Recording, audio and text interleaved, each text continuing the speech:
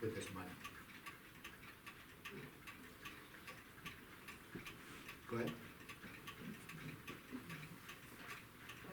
So I have a question, so Doge, who funds Doge? How, where is their budget? I mean, Because if Congress didn't authorize a budget for them, then how they get paid? It's a good question. So it's not a new agency, it's a rebranded of an older, it's not an agency, it's like more of an office. So it is on the federal payroll, There's So- digital service. digital service. And what was the original goal of? So the original goal was, Obama created this to help transition the federal government into the 21st century in terms of like computer systems and efficiency and paperwork or digital stuff. So they took an agency with one goal, and then they kept the name, changed the goal completely. Yeah. And the Pretty much. budget went up, I mean, what happened with the budget? So we don't know yet.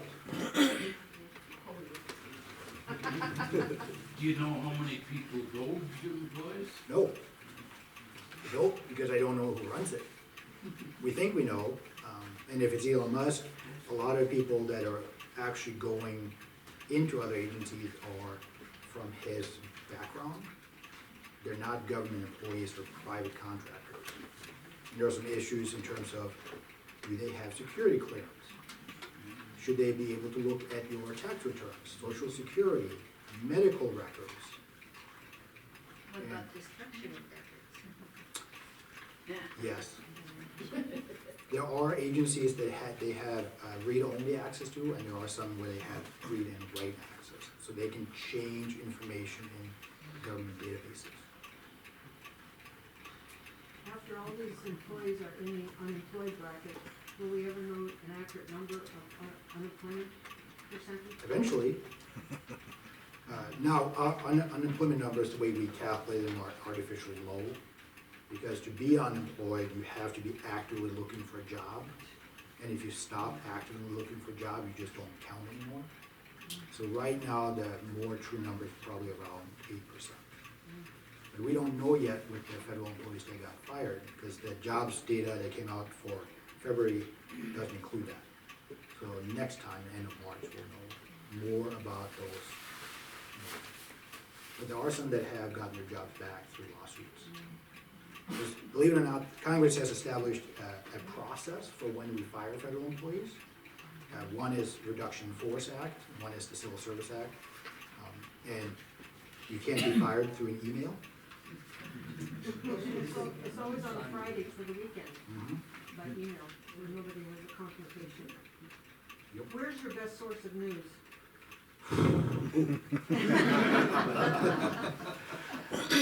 There are many sources, so if you have the ability to kind of sift through the BS, you can look at any kind of news, but you shouldn't look at one source.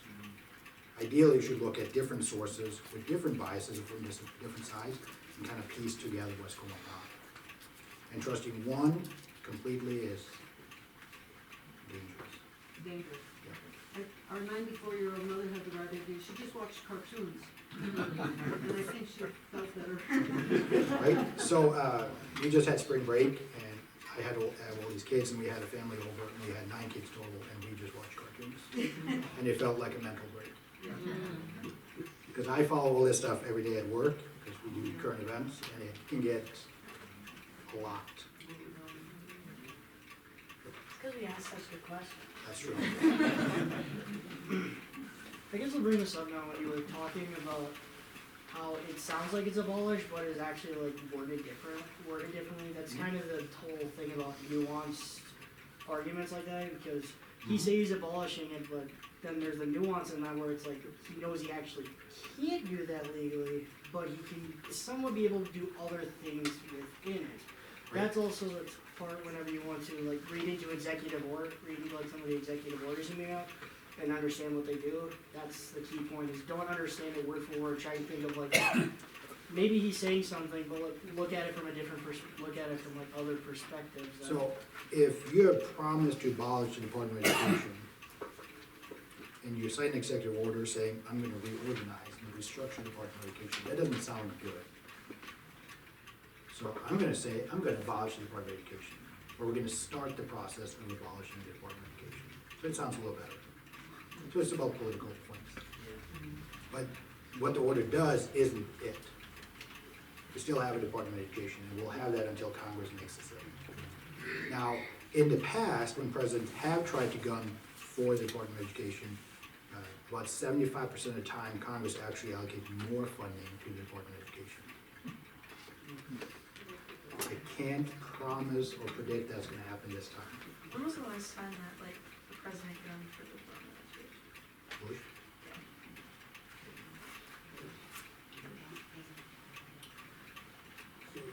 Was it even, were there other Republican presidents that gunned for the? Oh, yeah, prior almost to- all of it, to Bush? Yeah, yeah. I mean, so this has been going on a Yeah, long. this is not new for the No. Republicans. Of course, Democrats are the opposite, they want more money, more teachers, all that stuff. So- What's the goal?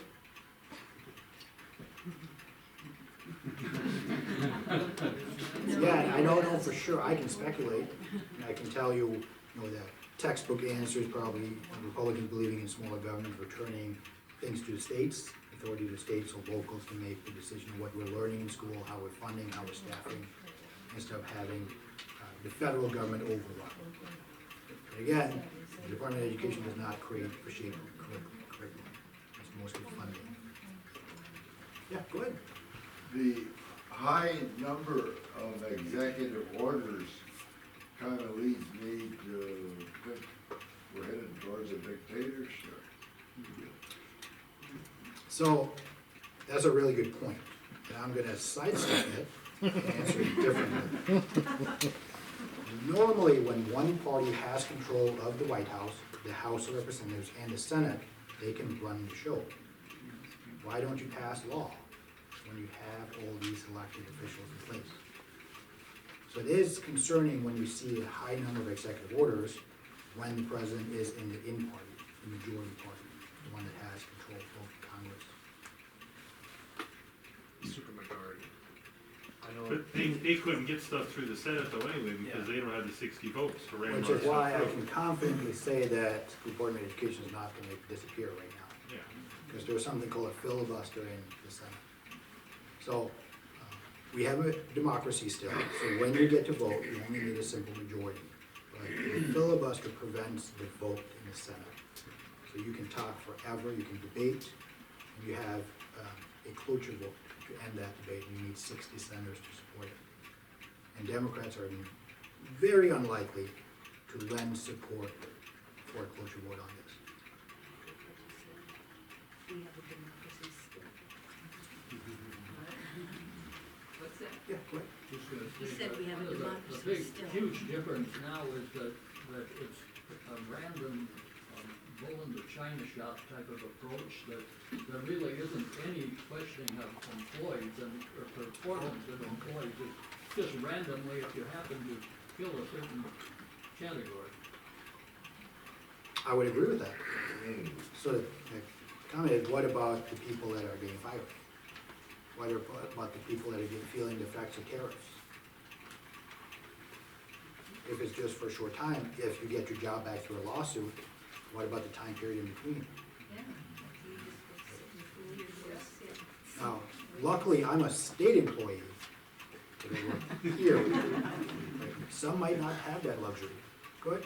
I heard today that the president actually wants to promote private and religious education at the expense of public education. We know that's a big issue at the state level. To what extent is it an issue at the federal level? Supreme Court has been pretty clear about this. No federal funds for non-public schools. But there are ways around that. Pretty much all I can say. There's more at the state level, there's more nuances and ability at the state level. Yeah, keep going. Well, I went to a college where you were required to take a religion course, but they actually get some federal grants, even though they do teach religion. And then So- that's at the college level. That's the kind of the step around this. There can't be any direct funding for religious education or institutions.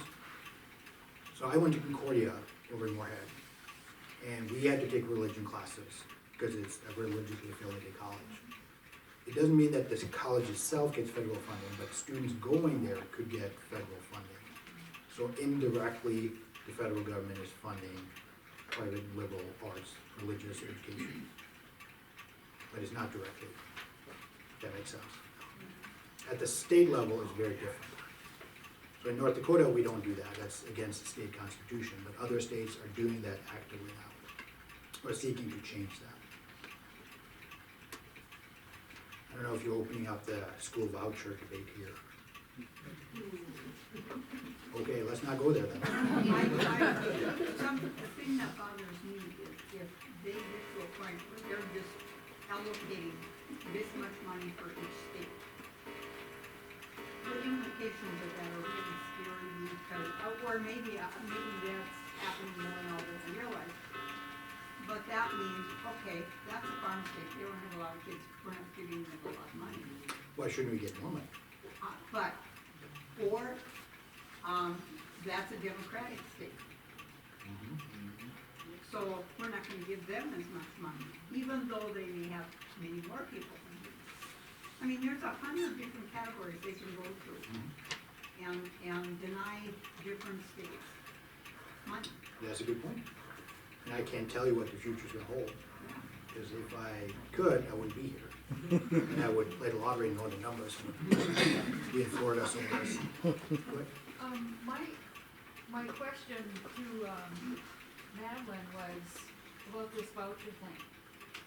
Okay, a family Should have brought has that up. someone that they want, they have a student or child that they're going to homeschool or go to a private school, and they want these vouchers to, replace what they're not getting from the state as services for their child. Now, if we all pay taxes, aren't I paying taxes that support all those children going to school? So I want my $4,000 too. So why shouldn't we all get $4,000? So I study political science, I don't engage. So that's, I have politicians in my family, which is why I didn't go into politics. It's terrible. But it's really fascinating, those kinds of arguments and debates. Should we be subsidized? So a lot of you don't have kids in school right now. Why should we be paying for school? I have 5 that are either in school or will be going through school, so thank you. Because the taxes I pay for the school district are minuscule in comparison to like childcare for almost 5. I had 2 here in YouTube.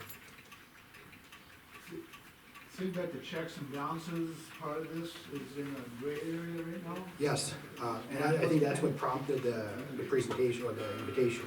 That, And without that, who enforces the law? what was that last part? And with that being said, without checks and balances, who enforces the laws?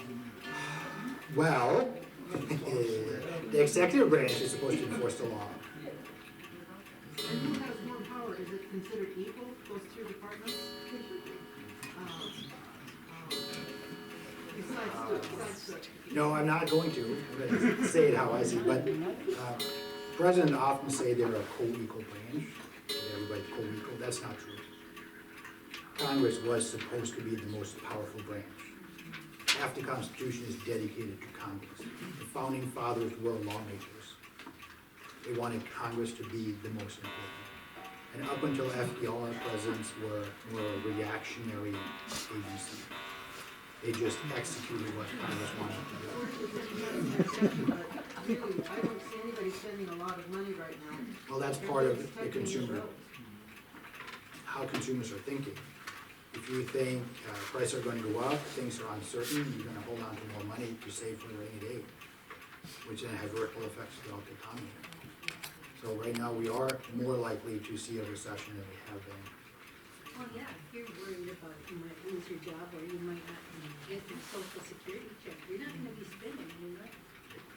So that means, John Deere's not gonna make as many tractors anymore. Do you agree with the theory, do you agree with the theory that the president's saying we might be going into a recession? That's moving us toward a recession? That was what So I'm gonna sidestep it. It's the honest answer.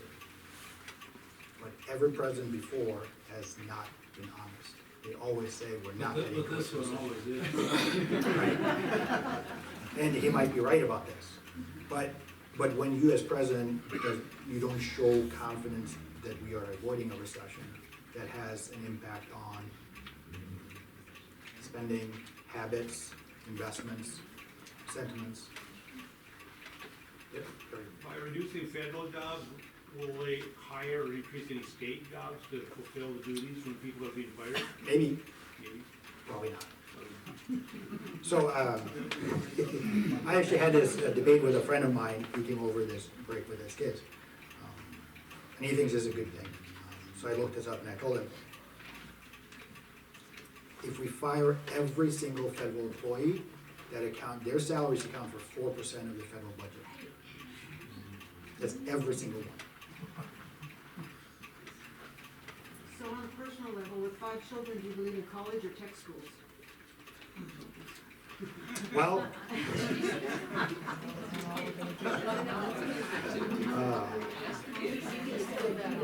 I do get a good deal if I send my kids to college here, and some of them are inclined to do that. And my oldest is 10, and he seems to be interested in like college stuff.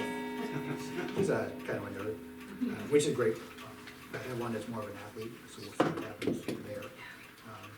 But I come from a working class family, and many in my family don't have a college degree, and they still make a good life.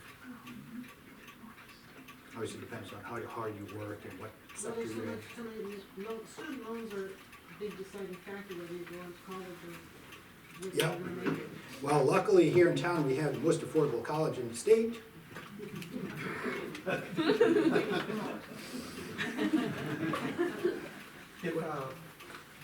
If a federal judge makes an order to the executive branch, and the executive branch bypasses it, doesn't do it, doesn't follow it, is there a way of enforcement by the Court judicial? police? Nope. So the authority of the judicial branch rests on the goodwill of the executive branch. If the executive branch is the one violating the law, it doesn't matter what the courts or the Supreme Court is saying. But that brings up a constitutional crisis.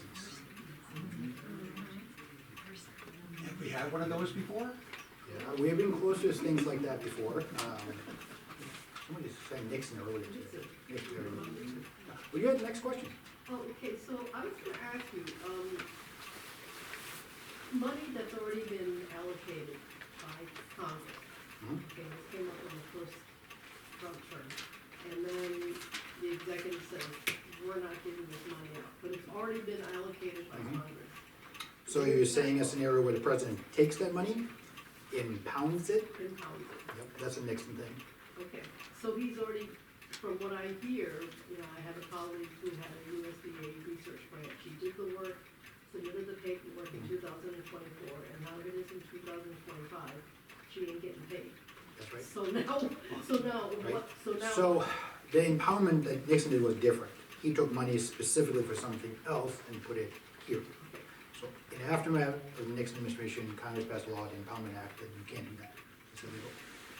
Here, canceling contracts. So a lot of these contracts, if you get a grant, you consider it a contract. So you get an award, sum of money. The president has used the authority of his position to cancel those. Is that legal? We don't really know yet. Contract is a contract, it's Mhm. all capital. And our Supreme Court has been really clear about this in the past, contracts have to be honored. But that doesn't guarantee that your colleagues are gonna get their grant, because they might have to go to court for it. So that's the next question, is these executive actions, when they, what is the, how do you address executive actions that you perceive are harming or are, you know, are not, what does one do?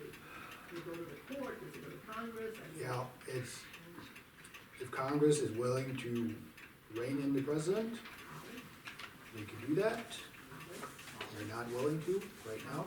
How do they rate, how do you rate it? Well, ultimately, it would be impeachment, which, But is that high crimes and misdemeanors? well, impeachment is a political move. It doesn't matter what it is. It's, you don't go to jail, so it's not criminal. You just get removed from office. And it was designed to be a political tool.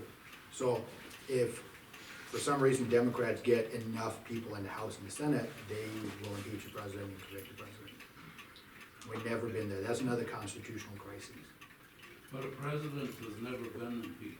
I mean, they've We been. have impeached presidents, we It's never, always been overturned. well, you need a supermajority in the Senate for conviction, 2/3, so 67 senators. We have never gotten to that point. So We've gotten impeachment close, Is like being indicted, yeah. so you So- can be indicted but not convicted. So in one sense, it's an exoneration, even though it's not. But it's just not enough to remove you from office. And then, if the president's removed through impeachment, then the Senate would vote on barring the president from ever holding public office again. But you need the conviction first. You can't do the second. So that would be the ultimate tool of reining in the president. There are other ways to do it, specifically with the power of the purse. But That's, I mean, the founding fathers had designed it so that the Congress had power of the purse. But there seemed to be a lot of impeachment for the purse. right? Or when Congress is spending money, but the president is not getting it to where it needs to be. Vicky? Yeah, if a president defies a court order and it's upheld on appeal, that he had defied a court order, would that not be an impeachable offense? Depends on Congress.